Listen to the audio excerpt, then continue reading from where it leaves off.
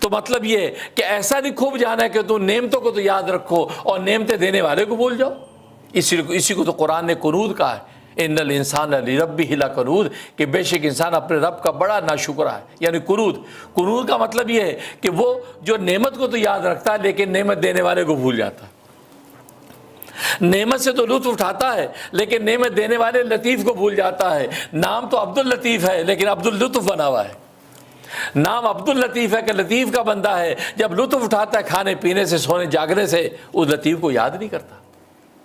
تبھی تو سنت یہی ہے، سونے سے پہلے بھی اس کو یاد کرو، اللہم بسمک اموت واحیا، کیونکہ نیند کا لطف لینا ہے، اس لطیف کو یاد کیا، اللہم بسمک اموت واحیا، اے اللہ تیرے نام سے ہی مرتا ہوں، تیرے نام سے ہی جیتا ہوں، لطیف کو یاد کیا تاکہ وہ لطف اتارے۔ اب پرلطف نیند لے لی، اب 4-6-8 گھنٹے کے بعد اٹھا بالکل نشاط بالکل تازہ،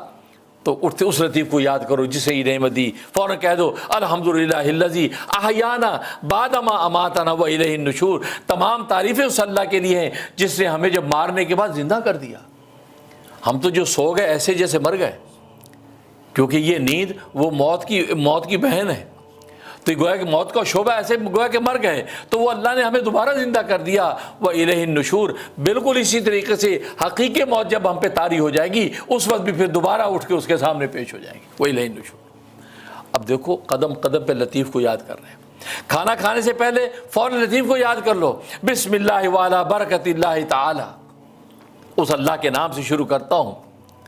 کہ جس اس پہ اندر برکت عطا فرمائی، اسی برکت سے کھاتا ہوں۔ تو یہ کہہ کہ اس لطیف کو یاد کیا کہ کھانے کا لطف اٹھانے لگے ہیں، پینے کا لطف اٹھانے لگے ہیں، اس لطیف کو یاد کرو تو واقعی عبد اللطیف جو نام تم نے رکھا تھا اس نام بامسمہ ہو جاؤ کہ واقعی تم نے اپنا جب اس لطیف کا عبد بن کے دکھایا،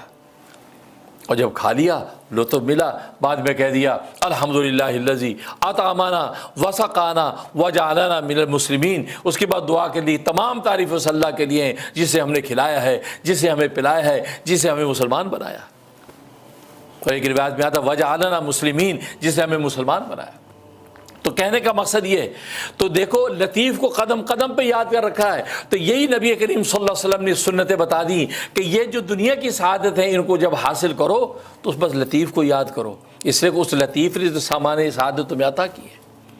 وہ کھانے کی 2 وقت کی روٹی نہ دے تو بسم اللہ کس پہ پڑھو گے؟ کھانے کی 2 وقت کی روٹی نہ دے الحمدللہ کس پہ کرو گے؟ وہ پہننے کو تمہیں کپڑا نہ دے تو بسم اللہ کس پہ کرو گے؟ تو کہنے کا مقصد یہ ہے کہ یہ نعمتیں جو دنیا کی سعادت یہ بھی اللہ تبارک و تعالیٰ اپنے لطف و کرم سے تمہیں عطا کر رہے ہیں، لہٰذا اس کو قدم قدم پہ یاد رکھو گے تو اس نعمت کا حقیقی لطف تمہیں ملتا رہے گا۔